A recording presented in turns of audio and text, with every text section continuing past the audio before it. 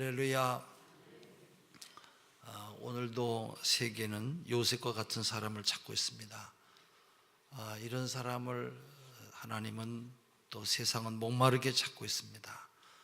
그래서 민족을 움직이는 사람, 세계를 움직이는 사람, 어느 분야에서든지 이러한 요셉과 같은 사람이 필요합니다. 요셉은 세 가지를 갖추었어요.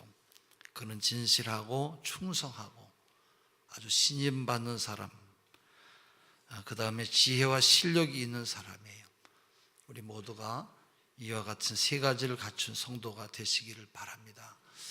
어떤 분은 실력이 있는데 신용이 없는, 진실하지 않은 사람이 있어요. 어떤 사람은 너무 착하고 사람은 믿을 수가 있는데 또 이런 사람은 충성을 하지 않아요. 어떤 사람은 충성을 잘 하는데 실력이 없는 그런 사람이 있어요. 그러면 안 되지요. 이 세 가지를 다 갖춰야 어디든지 쓰임 받을 수가 있는 것이지, 한 가지라도 빠지면 쓰임 받을 수가 없어요. 그 다음에 또 요셉은 돈을 잘 관리할 줄 아는 사람이었습니다. 사람이 한평생 물질을 떠날 수가 없어요. 경제, 사업, 직장을 떠날 수가 없어요. 그런데 이것을 잘 관리할 줄 알아야, 관리를 잘 해야 쓰임 받을 수가 있습니다. 이것을 잘 관리하지 못해서 어려움을 당하는 경우가 있어요. 요셉은 어려서부터 돈의 유혹을 잘 물리쳤어요. 집안에 항상 돈이 많은 돈이 있어도 부작용이 없었어요. 애굽 나라의 모든 돈을 다 맡겨도 그는 교만하거나 타락하지도 않고 물질로 인해서 하나님과 사람에게 잘못된 삶을 살지를 않았어요. 돈은 좋은 면이 있는가 하면 잘못될 수도 있는 양면을 가지고 있습니다. 문제점이 많아요. 돈으로 부정부패하면 돈 때문에 감옥에 들어가지요. 돈으로 신용을 잃어버리면 인간관계가 끊어져 버려요. 돈을 잘못 관리하면 교만해서 타락해지는 경우가 많이 있습니다.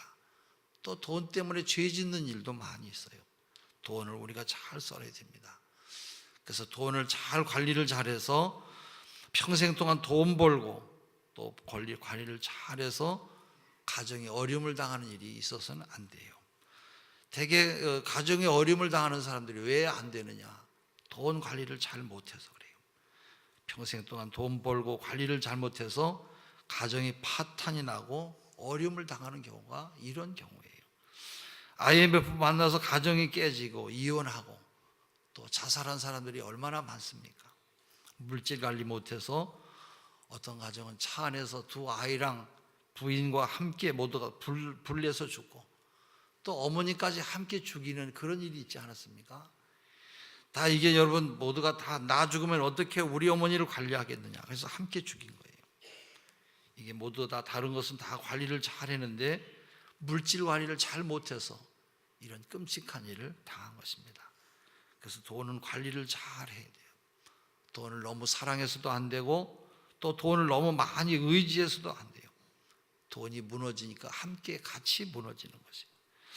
요셉처럼 하나님을 잘 믿고 돈의 유혹을 물리치고 주어진 물질을 잘 관리하시고 없을 때는 아껴서 살고 항상 겸손하게 물질 관리를 잘 하시는 지혜 있고 신용 있는 여러분 되시기를 바랍니다.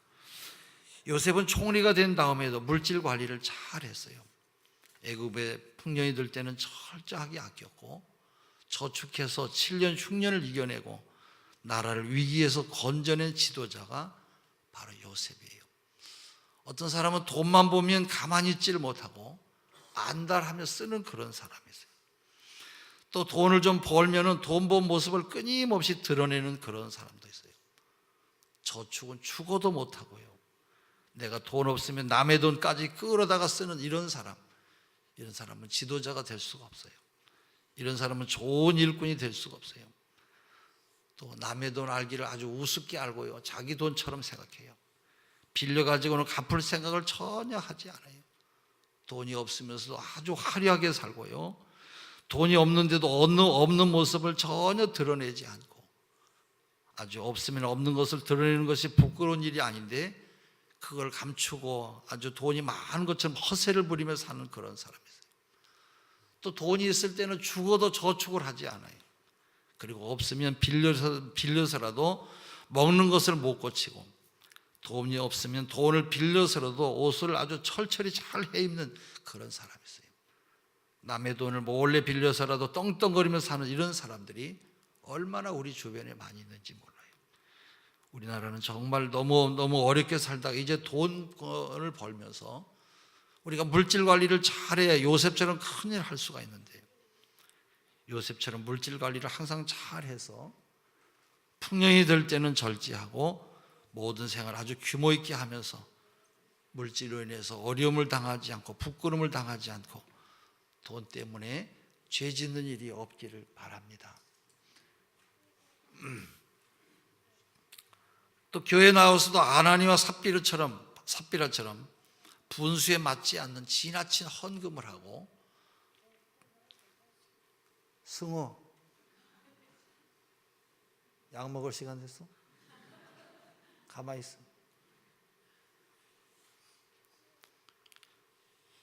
너무 지나친 헌금을 하고 외모를 꾸미고 자기 자신에게 주신 은사대로 봉사하지 않고 물질을 자랑하고 교인들과 금전 거래를 일절 하지 않아야 됨에도 불구하고 선을 넘는 그런 사람이 있어요.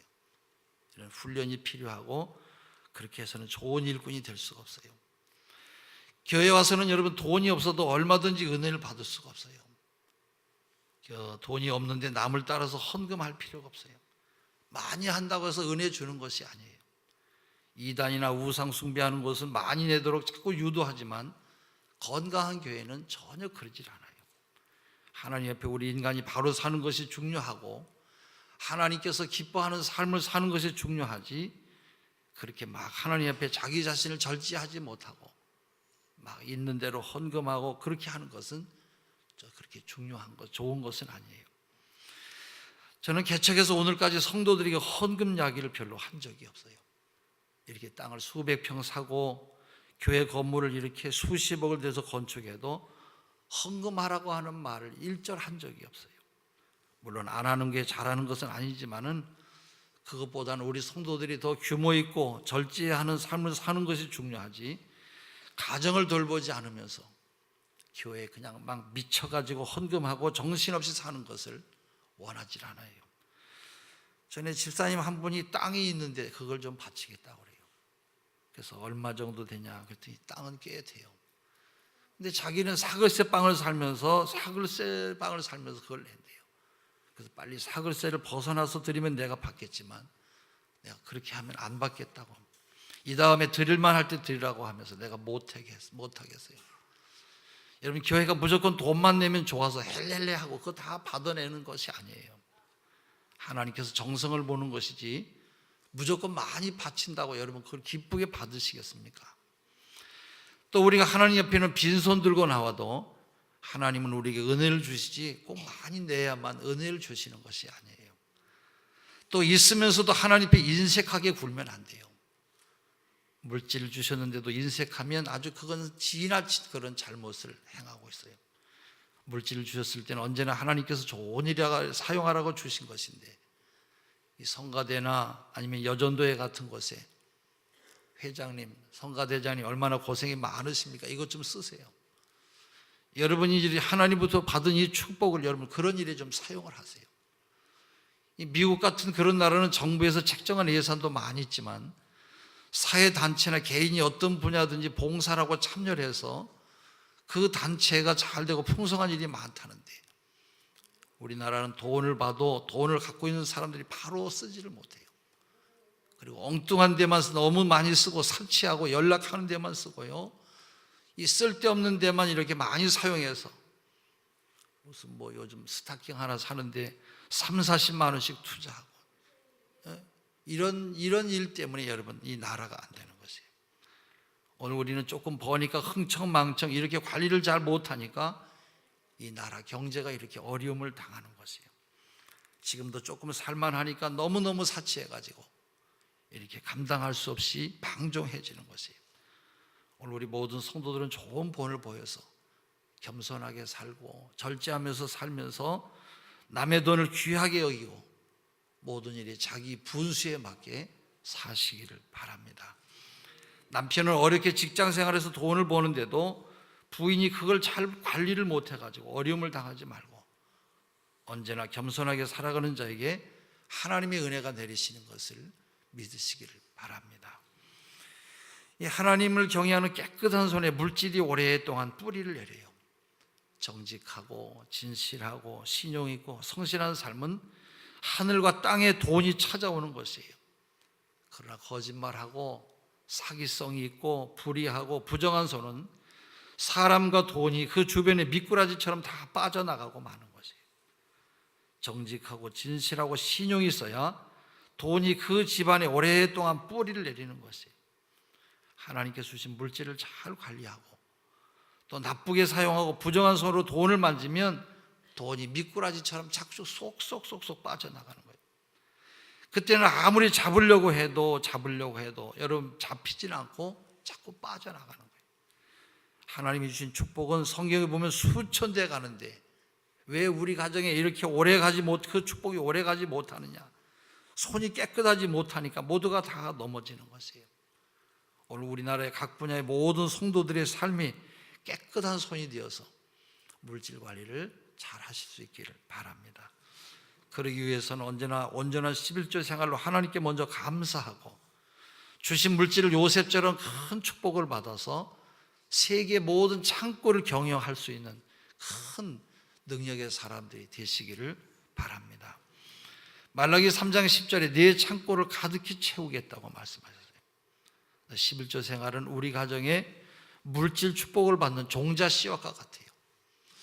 옛날 어른들이 먹을 것이 없고 가난해도 종자는 안 먹었어요. 감자, 고구마 이런 종자를 먹어치우면 내년 농사를 짓지 못하니까 바로 11조는 우리 가정에 복을 받는 종자 씨앗이에요. 유대인들은 철저하게 11조 생활하도록 가르치고 정부가 바로 이 11조 하도록 가르치고 모든 언론이나 교육기관이나 자녀나 국민들에게 11조 생활을 하도록 가르치고 인도하였어요. 그래서 유대 나라는 여러분 귤을 수출을 아주 많이 하는데 이야기를 들으면 땅덩어리는 적어도 귤로 수출을 해서 농가 소득을 많이 올린다고 그래요. 이야기를 들어보면 귤 포장을 할 때 10개 중에 하나는 그 기계가 자동적으로 밑으로 하나가 딱 떨어져서 10의 1조를 그트리게 되어 있다고 그래요. 9개는 굴러가고 1개는 저절로 11조로 받쳐요. 상공부에서도 도장을 찍어주기 때문에 그렇지 않냐면 팔아주지도 않는다는 거예요. 그러니까 철저하게 만들어주는 거예요. 록펠러처럼 6살부터 11조 생활 잘 하니까 그 자손까지도 세계 모든 복을 다 누리듯이 성도들이 평생 동안 온전한 11조 생활을 잘 하시기를 바랍니다. 우리 한번 찾아보겠습니다. 말라기 3장 10절에서 12절. 구약성경 맨 마지막 장에 있죠. 말라기 3장 10절에서 1329페이지.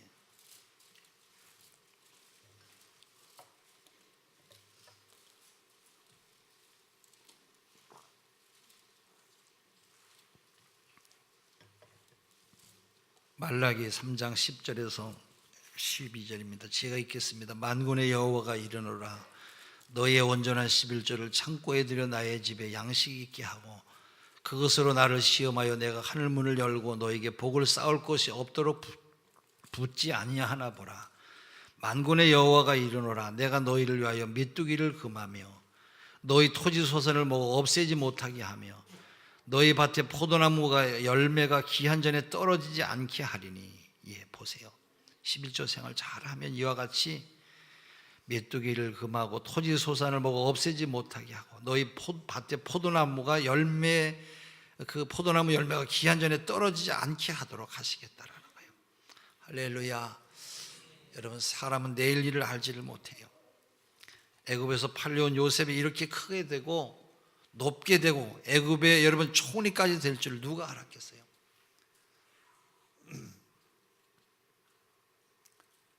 승우는 그렇게 해야지 직성이 풀리는 사람이니까 잘 좀 붙들고 있어요. 앞으로 우리나라도 20-30년 지나서 여러분 미국 같은 그런 나라에서 총리가 나올지 어떻게 알겠어요? 또 일본 가서도 총리가 나오고 뭐 불란서 같은 그런 곳에도 총리가 아마 나오게 될 거예요.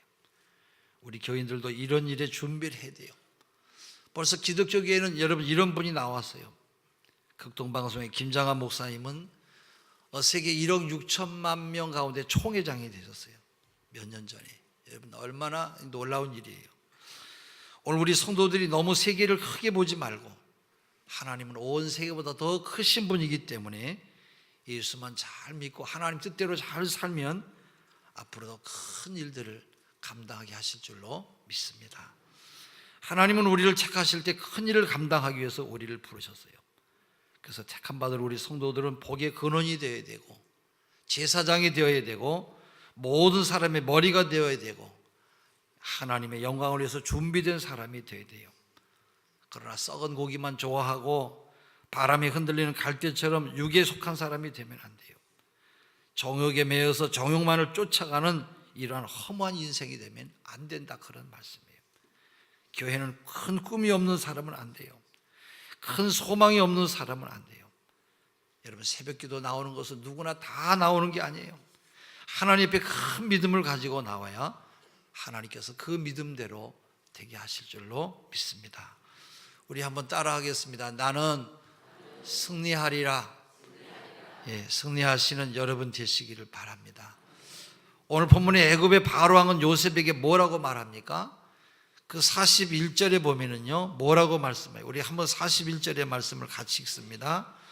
바로가 또 요셉에게 이르되 내가 너를 애굽 온 땅의 총리가 되게 하노라 하고, 예, 총리가 되라는 거예요.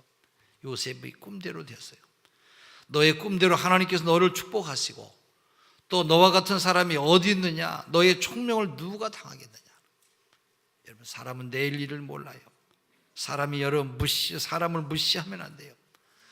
오늘 여러분 감옥에 있는 사람이 내일 어떻게 될지 몰라요. 지금 박근혜 대통령도 부모님께서 국가를 위해서 일했습니다마는 불행한 가운데 두 분이 유명을 달리하는 어려움을 겪었지만은 그분은 끊임없이 공부를 했다고 그래요. 중국어 공부하고 영어 공부하고 서반어 공부하고 불란서어 공부하고 이렇게 자기를 끊임없이 준비하니까 하나님께서 그를 높이시는 것이에요. 그러나 꿈이 없는 사람은 여러분 절대 될 수가 없어요.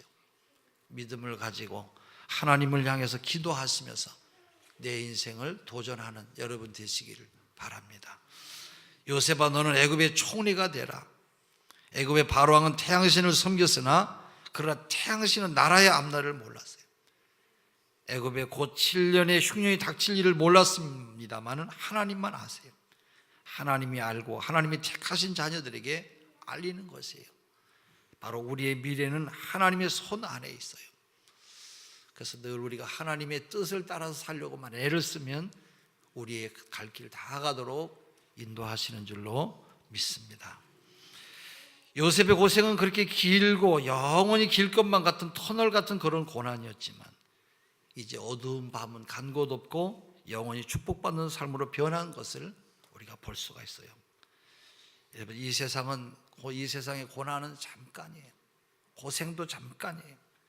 고난은 내가 희망이 없고 소망이 없어서 그렇지 잠깐이에요. 언제나 우리에게 좋은 날이 오는 것이에요. 고난은 잠깐이지만 잠깐의 고난이 인생의 단맛을 주고 일생을 빛나게 하고 나를 아주 영화롭게 하는 것입니다. 요셉의 고난은 잠깐이고 13년이었으나 그 후에 요셉이 애굽에서 잘 되고 영광을 누리면서 80년 동안 계속 그의 그 영광이 계속되는 것을 봐요. 고난은 잠깐이에요. 죄도 잠깐이고 잠깐 즐겁지만 계속 죄의 열매를 내가 먹어야 되지만 우리에게 닥쳐온 고난은 잠시 어렵지만 의로운 고난이기 때문에 잘 참고 이기고 하나님 뜻대로 나가면 영원히 잘 되는 날이 여러분에게 임하는 줄로 믿습니다. 믿음으로 끝까지 승리하시는 여러분 되시기를 바랍니다. 우리 찬송 한 장 하시겠습니다. 나의